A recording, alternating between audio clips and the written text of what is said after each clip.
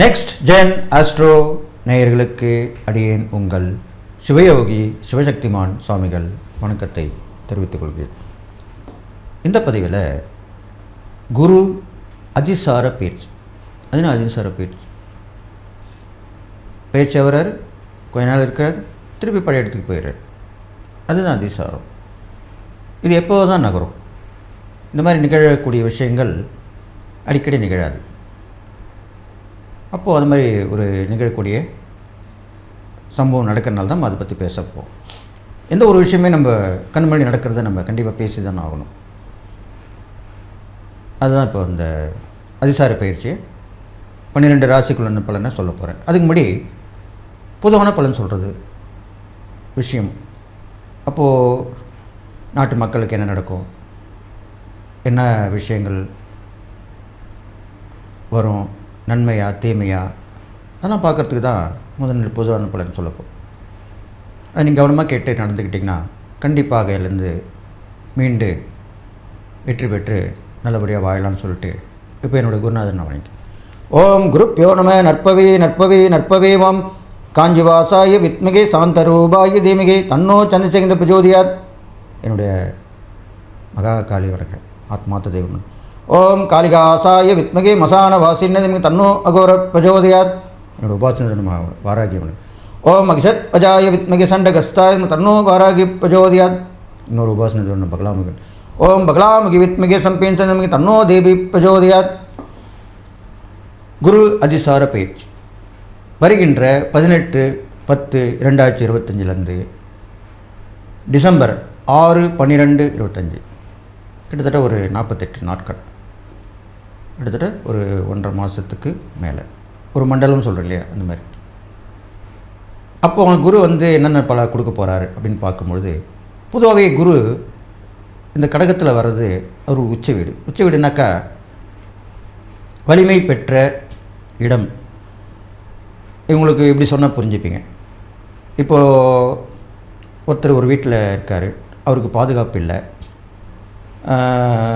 அரசாங்கம் பார்த்து அவருக்கு ஒரு பாதுகாப்பு கொடுக்குது, காவல்துறையில் பாதுகாப்பு கொடுக்குது. இப்போ நீங்கள் கேள்விப்பட்டிருப்பீங்க, நிறைய பாதுகாப்பு வகைகள் நிறைய இருக்குது. அது மாதிரி அவங்களுக்கு ஏதோ ஆகிடுமோ இது ஒன்றும் அப்படின்னு. அவருக்கே வலிமை இருந்தால் கூட அந்த பாதுகாப்பு கொடுக்கும்போது இன்னும் வலிமை அதிகமாக செய்கிறது இல்லையா அவருக்கு. எங்கே போனாலும் அவர் பாதுகாப்பு தானே, எதில் இருந்தாலும் அவர் வெளியே வந்துடலாம், பயப்பட வேண்டாம். அந்த ஒரு விஷயமாக தான் குரு இந்த அதிசார பயிற்சியில் வரார்.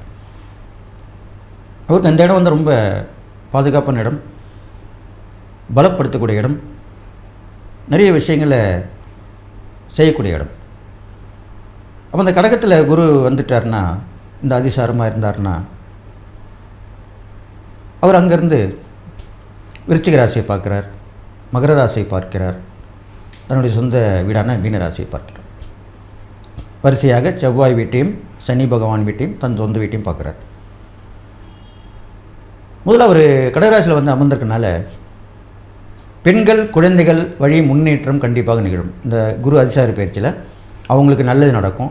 பெண்கள் பாதிக்கப்பட்டு இருக்காங்களா, குழந்தைகள் அவங்களுக்கு எல்லாமே சரியாகும். பாதுகாப்பு கிடைக்கப்படும். அவருடைய எண்ணங்கள் செயலங்கள் திட்டமிடல்கள் எல்லாமே வெற்றி பெறும். ஏன்னா புத்திரக்காரங்கன்னு சொல்லுவாங்க குரு பகவானை. அதனால் குழந்தைங்களுக்கு நல்ல விஷயம் நடக்கும். நிறைய பேருக்கு புத்திர பாக்கியம் கிடைக்கும். புத்திர சம்மந்தப்பட்ட விஷயங்கள் நல்லா முடிவுக்கு வரும். அதில் நம்ம தனகாரணம்னு சொல்கிறாங்க. தனகாரணம்னு சொல்லும்போது அந்த பணப்பற்றாக்குறை எல்லாம் தீரும், எல்லாமே நல்லபடியாக நடக்கும். அவர் மகர ராசியை பார்க்கறனால சனி பகவான் வீட்டையும் பார்க்குறார். உடலால் உழைப்பவர்கள், நேர்மை, தர்மம், சத்தியம், நீதி தவறாதவங்களுக்கு கண்டிப்பாக நல்லது நடக்கும்.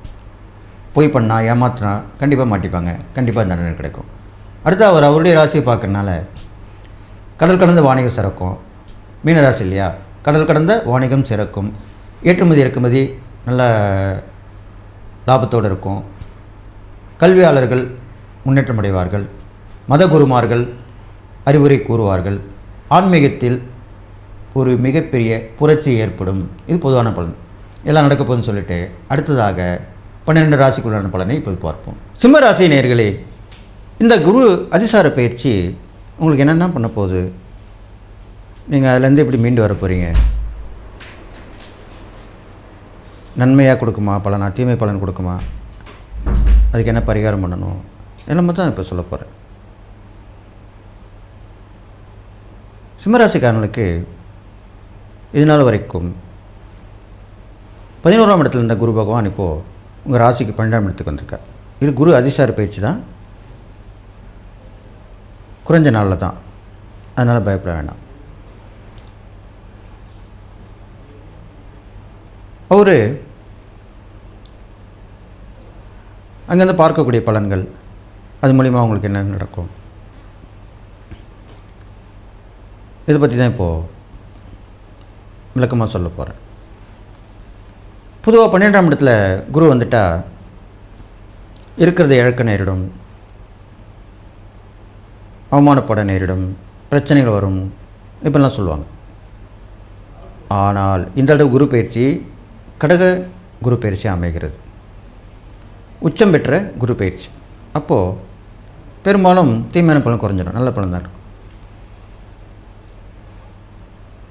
ஒரு வேலையில் இருந்துட்டு இருப்பீங்க, அந்த வேலையை விட்டு இழக்கக்கூடிய சந்தர்ப்பம் உருவாகும். ஆனால் உடனே மறு வேலை கிடச்சிடும். இது நல்லது தானே இருக்குது, அப்புறம் ஏன் நீங்கள் வேலையை விட்டு வந்துடக்கூடாது? அது மாதிரி தான் நடக்கும். ஒரு தொழிலை விட்டு வந்துடுவீங்க, வேறு தொழில் அனுப்பிங்க. ஒரு வியாபாரத்தை விட்டு வந்துடுவீங்க, அது வேறு வியாபாரம் பண்ணுவீங்க. ஒன்றை இழந்து ஒன்றை பெறுவீர்கள், அவ்வளோதான் விஷயம். அதுதான் நடக்கும். அப்போது ஒரு நல்லதில் ஒரு கெட்டது இல்லையா, ஒரு கெட்டதில் ஒரு நல்லது தானே, அப்படி தான் சொல்லுவாங்க. அது மாதிரி தான் நடக்க போகுது. அடுத்ததாக கண்டிப்பாக உங்கள் இடம் விட்டு இடம் மாறிடும். வெளியூராக போவீங்க, வெளிநாடு போவீங்க, ரெண்டுத்தில் ஏதாவது ஒன்று போவீங்க. பெரும்பாலும் வெளியூர் பயணம் தான் அமையும் சிம்மராசிக்காரங்களுக்கு. உங்கள் ராசி சிற ராசி தானே, அதனால் வெளிநாடை விட வெளியூர் பயணம் தான் அடிக்கடி அமையும். அங்கே போய் ஒர்க் பண்ணுவீங்க, தொழில் பண்ணுவீங்க, வியாபாரம் பண்ணுவீங்க, எல்லாமே செய்வீங்க.